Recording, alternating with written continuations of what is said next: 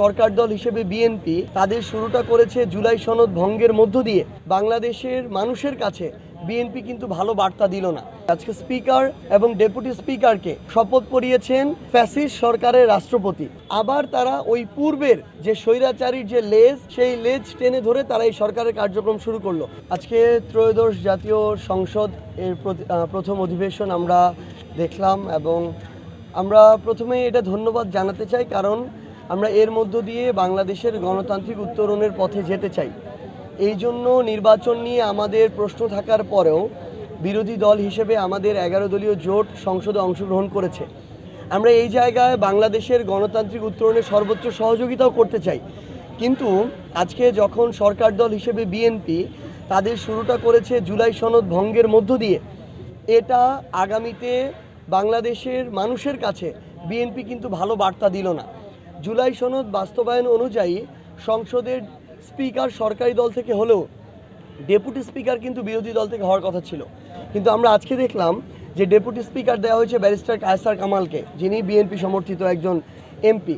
তো সেই জায়গা থেকে আজকে প্রথম দিন থেকে ইভেন আপনারা দেখবেন যে আজকে স্পিকার এবং ডেপুটি স্পিকারকে শপথ পড়িয়েছেন ফ্যাসিস্ট সরকারের রাষ্ট্রপতি। আমরা অন্তর্বর্তীকালীন সরকারের সময়ে আমাদের যে সীমাবদ্ধতাটা ছিল পরিবেশ পরিস্থিতির কারণে, এত দিন পরে একটা নির্বাচনেও যখন সেই ফ্যাসিস্ট সরকারের রাষ্ট্রপতির দ্বারা শপথ পড়ে আমাদের এই যে বিএনপি সরকার বা এই যে নতুন সরকার তারা তাদের কার্যক্রম শুরু করে, আবার তারা ওই পূর্বের যে স্বৈরাচারীর যে লেজ, সেই লেজ টেনে ধরে তারা এই সরকারের কার্যক্রম শুরু করলো, যেটা আমাদেরকে অত্যন্ত মর্মাহত করেছে। আমরা স্পষ্ট করে বিএনপির উদ্দেশ্যে এবং বর্তমান সরকারের উদ্দেশ্যে একটা কথা বলতে চাই। আমরা বাংলাদেশের জনগণ, শুধুমাত্র বিরোধী দল না, পুরো বাংলাদেশের জনগণ এমনকি বিএনপিরও অসংখ্য তাদের সমর্থক শুভাকাঙ্ক্ষী গণভোটে হ্যাঁর পক্ষে রায় দিয়েছে। গণভোটে হ্যাঁ মানে হচ্ছে জুলাই সনদ বাস্তবায়ন হতে হবে। জুলাই সনদ বাস্তবায়ন মানে হচ্ছে সংস্কার হতে হবে এবং গণহত্যার বিচার হতে হবে।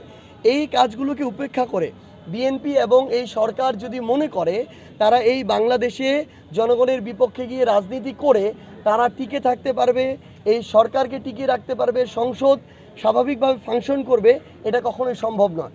বরং বর্তমানের মানুষ তাদের জায়গা থেকে স্পষ্টভাবে এটা সবসময় মাথায় রাখবে যে তারা এই অভ্যুত্থানটাকে অল্প কিছুদিন আগে প্রত্যক্ষ করেছে, অংশগ্রহণ করেছে।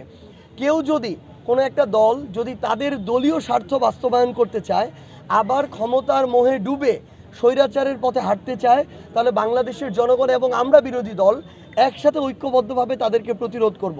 আমরা সংসদে প্রথমে আমাদের দ্বিমত জানিয়েছি, আমরা আমাদের জায়গা থেকে আমাদের ভালোভাবে এই প্রতিবাদটি জানাচ্ছি। আজকে আপনারা দেখে থাকবেন যে এনসিপির পক্ষ থেকে সংসদ ভবনের সামনেও এই প্রতিবাদটুকু জানানো হয়েছে। আমরা স্পষ্ট করে বলেছি আমরা রাষ্ট্রপতির এই প্রথম অধিবেশনে আমরা অভিশংসন চেয়েছি, কারণ এই রাষ্ট্রপতির হাত ধরে নতুন আরেকটা এই সরকার চলতে পারে না।